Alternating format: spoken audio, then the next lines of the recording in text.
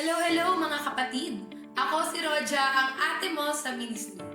Ang ating verse of the day ay Galatians chapter 5, verse 25 na nagsasabing, "If we live by the Spirit, let us also walk by the Spirit." Sa ating pagiging Kristiyano, ano nga ba ang dapat nilalakaran natin o sinusundan? Madalas marinig natin sa ibang tao, "Follow your heart." O kaya gawin mo ang mga bagay na makapagpapasaya sa iyo.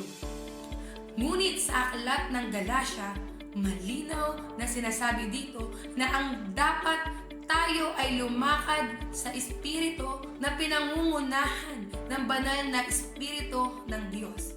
Kung lalakaran natin ang patnubay ng banal na Espiritu, ay maiiwasan natin ang mga gawa at pagnanasa ng laman tulad ng pakikiapid, kahalayan at kalaswaan, pagsamba sa Diyos-Diyosan, pangkukulam, pagkapuot, pag-aaway-away, pagseselos, pagkagalit at kasakiman, pagpatay, kasama dito ang paglalasing, pagkainggit, walang habas na kasiyahan at iba pang katulad nito, gaya ng sinasabi sa Galatia chapter 5 verses 19 to 21. Ang mga gumagawa nito ay hindi magkakaroon ng bahagi sa kaharian ng Diyos.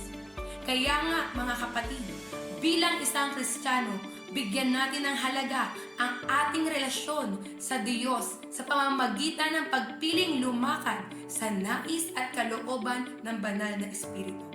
Kung handa kang lumakad kasama ang Diyos, comment Amen naman dyan at huwag kalimutang mag-like and i-share ang video na ito.